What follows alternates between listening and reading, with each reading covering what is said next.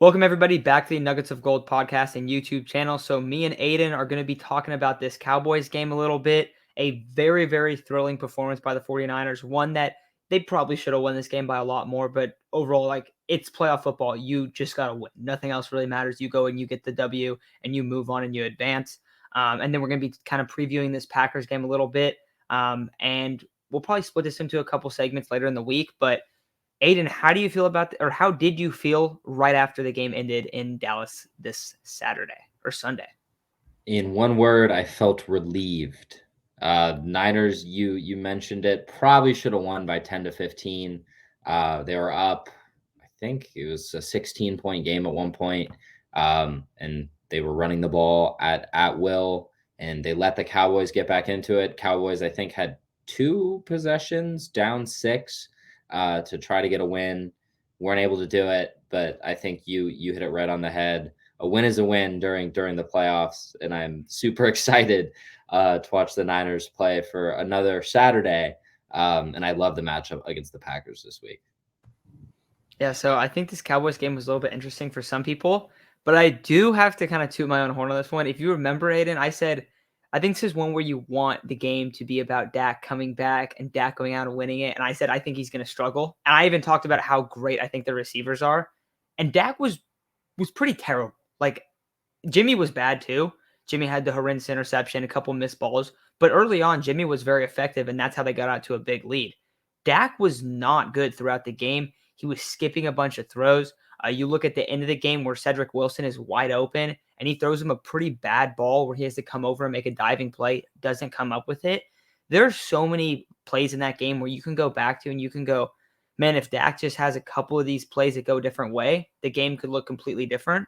The Cowboys played extremely reckless, a ton of penalties. I know that some people were mad about the Jawan Jennings like peel back block.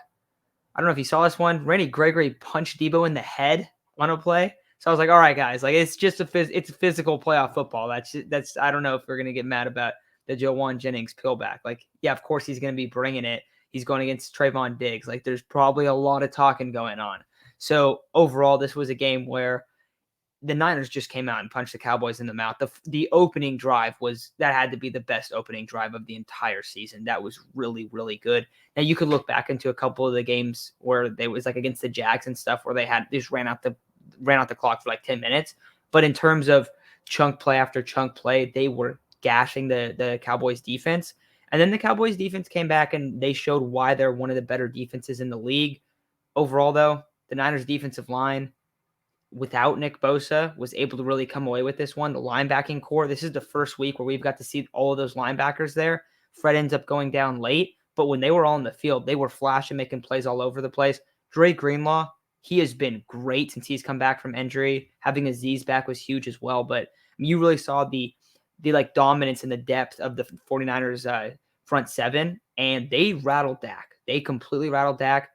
The secondary, the last month has been the best month of the secondary, and you're really seeing a team peak at the best part of the year. They get away with this one. I don't think the score shows how the 49ers performed in that game because they should have won by double-digit points. Like, that's one of them where they get away. It gets away. Jimmy has a couple of plays. Like, if he hits the Ayuk one, he doesn't throw an interception. I think this score is completely different. It's going to be really hard for the Cowboys to come back if those things don't happen. But overall, I mean, this was a huge win. The domination in the trenches is what is going to end up, deciding if the 49ers make a Super Bowl run. And this was a huge first step. So how are you feeling about it right now? The Niners are so dang physical, where a lot of these other teams are trying to spread it out, throw the ball everywhere. Kyle's like, no, I want to run the ball 30 times a game. I'm fine getting 3.5 yards a carry. And he's zigging when everybody else is zagging. And the Niners are really just teams don't really know how to react, and they're the kind of physical where if it gets in the third, fourth quarter, it starts to wear on you a little bit. Debo's touchdown run right after the K1 pick, like they just weren't ready for the speed after he'd been running through tackles. He just ran like through two guys who I don't think really had a large interest in making the tackle on Debo in the open field. Obviously, it's super tough. But you mentioned Dak struggling. I think that Dak deserves a fair amount of criticism for this game, but this Niners defense, I think that was the most impressive game out of them this entire season. I think for every negative that you're going to give Dak, you got to give this Niners defense just as big of a positive. They had their two best players go down, held them to 17 points. Ambry Thomas was so good. He was better than Mosley. I thought Mosley played a little bit soft, especially in that first half, but he settled in. He made a hit at the start of the second half that I think settled him in, and he was a lot better throughout. I think he led the Niners in tackles. I think he had 12 tackles or something like that. But Ambry Thomas has been huge. Kyle, I think during training camp, said that he didn't expect Ambry Thomas to see the field, and if he did, like the Niners were going to be in trouble. And for him to be really the best corner on the field on Sunday in a pivotal playoff game against CeeDee Lamb and Amari Cooper, that's pretty darn impressive. Obviously, Dre Greenlaw and Aziz being both healthy was so big with Fred going down. Aziz has been so huge this entire season with Dre missing that many games. Fred goes down. Defense didn't really skip a beat. Arden Key, I'm going to butcher Charles's last name. Omenahu had 1.5 sacks. Really like makes that 6th-round pick that the Niners traded for him instantly worth it just for those like second half pass rushing snaps. Kevin Givens came in and played super well. DJ Jones had a super impressive sack. Just like makes me super excited for the Niners going forward. And although Dak deserves a ton of criticism, did not play his best game, it was an awesome game but by the 49ers. D'Amico did such a good job drawing up blitzes, especially that 4th and 11. I love the all-out blitz call because it led to Dak kind of throwing off the back foot. I thought it was a pretty dang good throw with people in his face off his back foot to even have it hit. I forget who it was, but his receiver had it hit him in the hands. Maybe should have made the catch. Would have been a tough catch. But I thought Dak played okay. Like even next year, I think Dak is a very solid quarterback. He's maybe a little bit overpaid, but everyone is going to be paid that way pretty soon. The Dallas is just ahead of the curve, similar to how the Niners were with Jimmy. But super impressive by the defense, and you mentioned peaking at the right time. They are peaking at the right time, but have a major test next week, going up against I think the MVP of the league, back to back, which is going to be super exciting to see. Yeah, I mean this was a really really great performance by this defense, and really this just the trenches in general. We saw Micah Parsons wasn't a huge factor, like he wasn't, and he's a guy that I think that a lot of people are super scared, and then some people before were like, oh well, Trent Williams just going to neutralize him. Well, no, that's not really possible because he's going to move around the defensive line. But for the most part, the offensive line did a very good job. In the second level, I was talking about those gash plays for Elijah Mitchell. However, a lot of the credit does have to go to Mitchell too, and not just the O-line. He had over, I think, 85 yards or over 80 yards after contact in a playoff game against one of the best defenses in the league from a 6th-round rookie. So ton of credit to him. You brought up Charles Omenihu, and I was going to end up bringing him up because, dude, just this game is worth moving a 6th-round pick. That doesn't mean that just this game is over, is worth more than a player. However, you're going to get comp picks. You're going to see stuff where you end up getting those late round picks back. And for him to come in and that's like your deadline move, and then we see Nick Bosa go out and he comes out here and has that extraordinary performance, that was amazing to see. So props to him because that's probably got to be the coolest moment of his sports career life right now. I mean, he was great. I think it was 3 quarterback hits and a sack and a half, and he was in the backfield. He was making plays. He was a very, very good player on Sunday. So ton of credit to him. But you also talked about, now you're up against in this intense matchup now against the Green Bay Packers, against Aaron Rodgers. And we've seen this with the Rams and the Packers that a lot of 49er fans are like, hey, we own the Packers, we own the Rams. Those are the two teams, right? Well, now the 49ers are in a spot where they could potentially be playing the Packers and then the Rams, obviously determining how that Bucs-Rams game ends out. But for this Packers game, they are absolutely going to have their work cut out for them. Now, the biggest question, or the three biggest questions, are Jimmy Garoppolo, Fred Warner, and Nick Bosa. Now, Jimmy has a shoulder injury and going to have to keep tabs on this.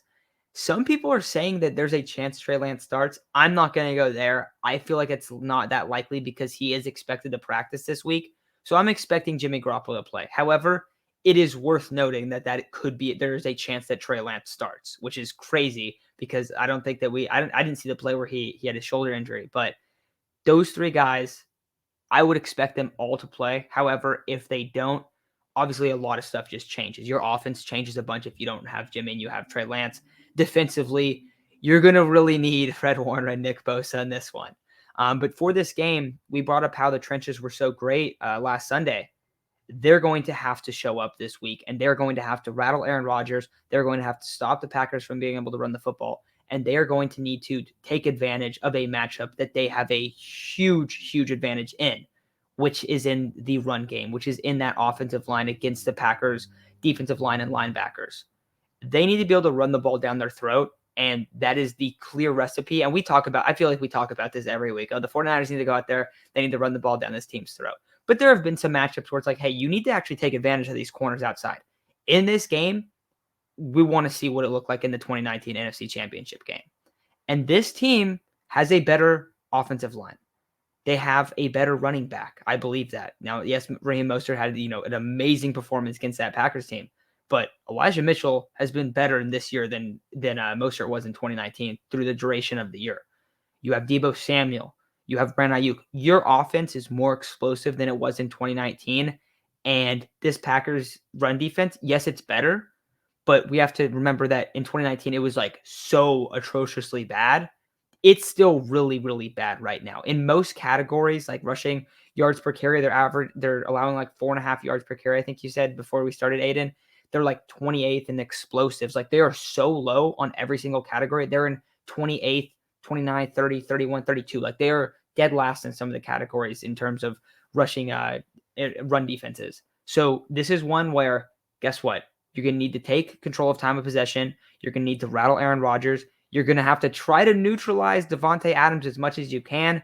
Kind of fingers crossed that the weather is going to do that because it's going to be a freezing game. But this is one where usually, like, you look at these games where you have a 1 seed against a 6 seed. I think that the 49ers should probably be favorited in this one just based off of recent performances. One from Aaron Rodgers against a lot of similar defenses that the Niners have and against these dominant defensive lines in the playoffs. But also, the Packers should not be able to slow the Niners' run game down. Deebo Samuel and Elijah Mitchell should have field days on Saturday. So, I don't know. They're like 6-point favorites right now. I would hammer 49ers money line. I would hammer 49ers alt line. That's what I did last week, and it worked out great. But I really think that's what the case should be this weekend, because I think that this is one where look at it and it might be 1-6, but I think the 49ers should win. I think the Niners can win. I don't think that they should be favored. I don't think that they beat this Packers team more than 4 times out of 10. I think that the Packers are more complete. They're a little bit healthier. Obviously, I'm assuming Bosa, Fred play, but they have David Bakhtiari back. This is a really good Packers team, and I think that this is why they drafted AJ Dillon. I think he's going to get 25 carries. It's going to be like 15 degrees and snowing during the day. He's a bigger back, and this Niners run defense has been awesome over the past 10 weeks, like best in the NFL over that stretch. But you're going to have to allocate resources to stopping Davante Adams and Rodgers through the air. Rodgers has been around long enough that he knows how to play during the cold. He's going to be fine. Like their offense is going to run at full speed. But I think that this is why they drafted Dillon. And if it is really going to be that cold, I don't know what's stopping the Packers from putting 8 in the box and saying, Jimmy, beat us for 4 quarters. That's not what they did last time. That might be what they do this time. I think Kyle obviously has pivots around that where he can scheme people open. but that's what I would do if I was the Packers. I saw the Niners run for 250 on me last time we met in the playoffs. So I'm gonna try something else. And this Packers team is really, really good. I think that if they get past the Niners, they will win the NFC. Um, and I think that they're favored to win the entire Super Bowl according to Vegas as of right now. I think that they passed the Chiefs, and I think that that first round bye is not something that you can overlook. I think getting a week off um, after an extra week of regular season is really big, especially because they rested their starters at halftime of that Week 18 game. So they've really had like a week and a half off, and for a veteran laden team, Rogers is a major veteran. Adams is probably approaching 30, which is weird because I feel like he's only been a top tier receiver for the last 3, 4 years, but it took him a little while to break out. So I think he's older than people give him credit for. So yeah, not going to say Niners should be favored, but I think the Niners should win. They match up well, and I'd rather play the Packers in Lambeau, where Jimmy doesn't have to play in a dome and throw the ball 35 times to win. Jimmy in the cold is very similar to Jimmy in perfect weather. Um, I'd rather play the Packers in Lambeau this week than go to Tampa or go to SoFi again. Rams looked really good last week, and the Bucks. Given I just don't want to play Tom Brady during the playoffs mainly. I'm fully there with you. That's like, and the thing is, I think the Bucks match up pretty good against the Niners too. But you're talking about this Packers matchup, and you brought up that you think that they are going to come out of the NFC if they win this week. I agree. I also think that is the case. I think the Packers team is really, really good. A couple guys coming back, Bakhtiari. I think wasn't Zadarius Smith out for a while? He's coming back. He was Jair out for the Alexander, whole obviously. year. Yeah, this will be his first week of the entire year. See, So that is Darius Smith. huge. I also at the same time kind of wonder, like, when you get a lot of guys back, it does kind of throw you, like, in a way, it does throw you out of rhythm a little bit. Now I'm still taking as a plus for the Packers. You're getting star players back. Like that is, you're.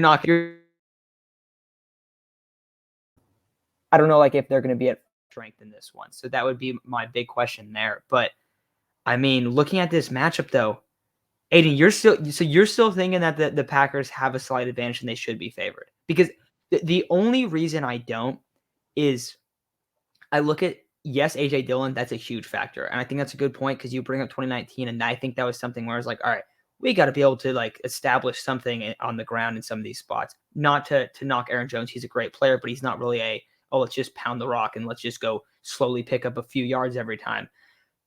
I think that this is a tough one. I think for AJ Dillon, you're going against the best linebacking core in the league. Is it far fetched to call the Niners that? I don't think so. And the big question is Fred going to be healthy? But this is probably one of the deepest. This is probably the deepest linebacker core in the league. And yes, they might not have the superstars like the Bucks do with Levante David and Devin White, but like you have three guys that have played extremely well this year. And I think it's a horrible matchup for your offensive run game.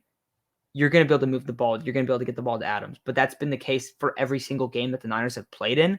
I just think defensively, this is kind of like a nightmare scenario for the Packers. I think the 49ers are the last team you want to play in the NFL if you're the Packers, which is crazy because obviously you have the Bucks, you have the Chiefs, you have a ton of talented teams and teams that are overall probably better than the Niners. But I just think this was one where I'd be terrified. I don't think anybody wants to play the Niners. I don't think anybody wants to see this physical team walk into your building with the boombox on the shoulder, and you got to tackle Debo Samuel 20 times a game, Elijah Mitchell 20 times a game with Trent Williams blocking, and then that defense on the other side. I don't think anybody wants any part of the Niners because they're not the most talented team left, but they will make a seemingly easy game very, very muddy. And they've won a lot of games this year where maybe you shouldn't beat this team talent wise, but you kind of muddy it up and you win tight late. So I think if it's close going into the fourth, the Niners have a significant edge. Yeah. Yeah. One other thing I'll bring up. Actually, I don't know about that. I'm still terrified of Aaron Rodgers late in the games. But one other thing I'll bring up is the Week 3 game. That was a team where this is just a completely different 49ers team. So I think that's a factor as well. You had so many different guys playing, but with all that stuff said, gonna wrap it up right now. Final thing I want to ask you, Aiden, what's your score prediction in this one? It's gonna be cold.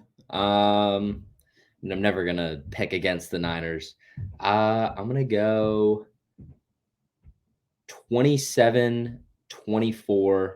49ers pull it out. Robbie Gould kicks a game-winning field goal. Poetic justice for Week 3. I'm gonna go 31-24. 49ers win. But I don't think it's as close as the score is like this last week.